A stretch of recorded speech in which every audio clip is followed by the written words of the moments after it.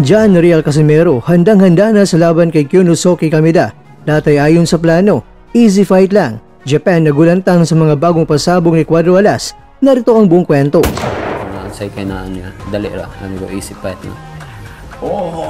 Sa isang eksklusibong panayam sa YouTube channel ni Valentine Hosokawa, ibinahagi ni John Real Cuadro Alas Casimero ang kanyang matinding paghanda para sa nalalapit na laban kontra yan kay Kyonosuke Kameda ngayong October 25 sa Kyrgyzstan sa ilalim ng Abema Japan Boxing Event. Sa nasabing panayam ay may pamagat na ganito. Ipinakita ni Casimero ang kanyang kumpiyansa at determinasyon na tuluyang mapatumba ang batang hapon na si Kameda. At ayon kay Casimero, lahat ng ginagawa nila sa ensayo ay bahagi ng maingat na plano para sa laban. Depende talaga sa training. Kapag gusto namin na mag-focus, talagang gagawin namin ito ng seryoso. Kaya minsan, inaabot kami ng ilang buwan sa paghahanda. Ani ni Casimero, idinagdag pa niya na hindi nagbabago ang kanyang estilo mula sa round 1 hanggang round 12 dahil ang layunin niya ay mapanatili ang parehong kondisyon at stamina sa buong laban.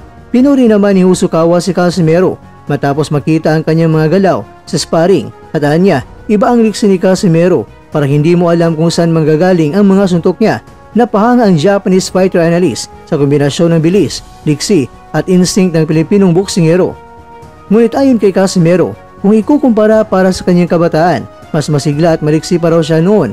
Nung bata pa ako, halos walang makatama sa akin. Isang suntok ko lang, tapos na agad ang laban. Sabi ng dating 3 Division World Champion, sabay ngiti na puno ng kumpiyansa. Sa panayam, ibinahagi rin ni Casimero kung paano nagsimula ang kanyang karera. 8 taong gulang pa lamang daw siya nang una siyang sumabak sa boxing. Nung una, soccer talaga ang gusto niya, pero dahil napakaraming sumali, mas pinili niyang magboxing. Dahil mas mabilis daw siya na magiging world champion dito, ani ni Casimero. Ang desisyon niyang pumasok sa boxing ay naging susi sa kanyang paangat bilang isa sa pinakakilalang Pinoy fighter sa mundo. Kilala si Casimero sa kanyang matinding knockout power at walang takot na estilo na paipaglaban at ayon sa kanya, malaking bahagi ng kanyang tagumpay ay ang disiplina at consistency sa training. Kahit minsan ay nakaranas siya ng mga kontrobersiya o pangungutya mula sa mga kritiko. Isa sa mga kontrobersiyang binigyang linaw ni Casimero ay ang issue ng pagiging overweight sa laban niya kontra yan kay Saul Sanchez at ayon sa kanya, nagkaroon ng hindi pagkatugma sa mga timbangan na ginamit nila. Sa hotel, tamang timbang niya pero pagdating sa venue, iba raw ang resulta. 3 oras pa ang biyahe mula sa hotel tapos 1 oras na lang bago ang weigh-in, paliwanag niya. Kaya dahil dito mga kwento ay hindi na raw siya nakapagbawas pa ng sapat kaya lumampas siya sa limit. Humingi rin na paumanhin si Casimero kay Mr. Masayuki Ito, ang dati niyang promoter sa Japan. Sorry Ito-san, hindi ko sinadya, pero sa laban nito kay Kameda, sigurado ako na hindi mangyayari ulit iyon, mariin niyang pahayag. At dahil sa nangyaring overweight issue mga kwento, inamin ni Casimero na maraming mga bashers ang komisyon sa kanya. Marami ang nagsasabing overweight na naman. Dahilan para sumiklab ang kanyang damdamin, sabi ko sa sarili ko, pababagsakin ko si Saul Sanchez. Galit ako kasi bakit pati ang mga Pilipino sila pang bumabanat sa akin. Ilang taon na akong walang talo at dala ko pa rin ang bandera ng Pilipinas, ani ni Casimero. Nahalatang may halong lungkot at determinasyon sa kanyang tinig. Ngayon mga kwento, nakatuon ang lahat ng kanyang atensyon kay Kyonosuke Kameda. Inamin ni Casimero na napanood niya ang mga laban ni Kameda laban niyan kay Luis Neri at Alan Picasso at nakita niya umano na malali lang ang estilo nito kaya easy fight lang si Kameda para sa kanya. Alam ko na kung anong mga galawan niya. Yung mga galaw niya, nababasa ko na. Kumpiyansang pahayag ni Casimero. At para kay Casimero mga kwento, ang laban ngayong October 25 ay higit pa sa karaniwang boxing match. Isa itong pagbabalik puri at pagkakataon upang ipakita sa mundo. Hindi pa siya tapos. Bagkus ay mas matatag pa. Sa likod ng kanyang mga biro at tapang, makikita ang lalim ng kanyang disiplina at pagmamahal sa sport. Lahat ay ayon sa plano. Ani ni Casimero sa pagtatapos ng panayam, magtiwala lang kayo, makikita ninyo sa laban kung gaano ako kahanda.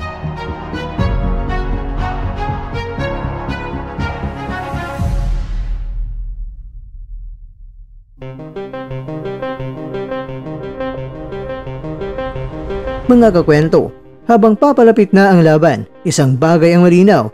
Handa na si John Real Casimero na patunayan muli kung bakit siya ang tunay na bad boy ng boxing ring. Hindi lang sa Pilipinas kundi sa buong mundo.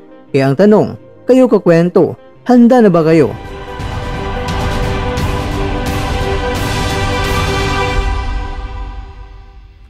Nakuha na ako na ang say kay na niya. Dali ra. Ano ko, easy fight mo.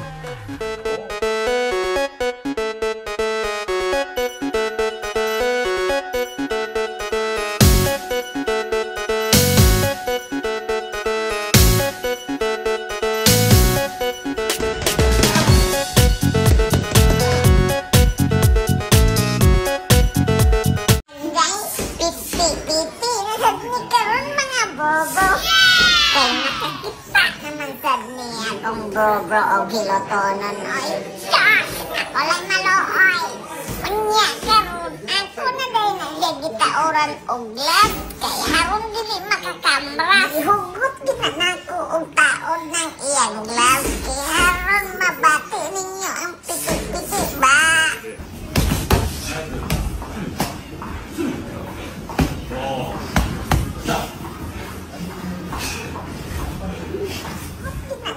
Ang taon ng iyang love, kaya haron mabati ninyo ang pitik-pitik ba?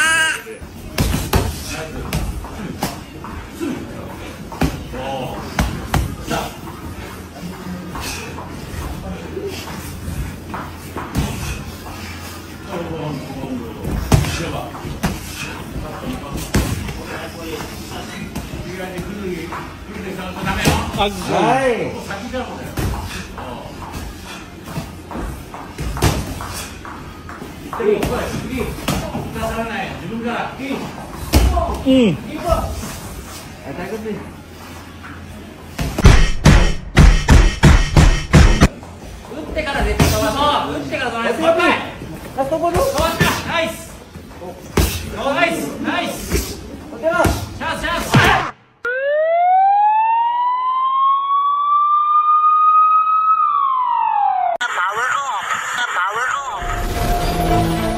At dyan, nagtatapos ang ating kwento.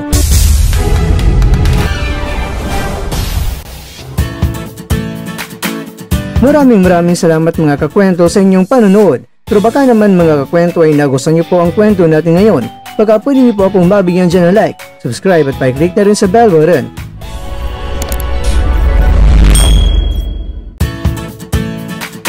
Pero bago tayo tatapos mga kwento, syempre, shoutout po muna tayo dyan sa ating mga kakwento.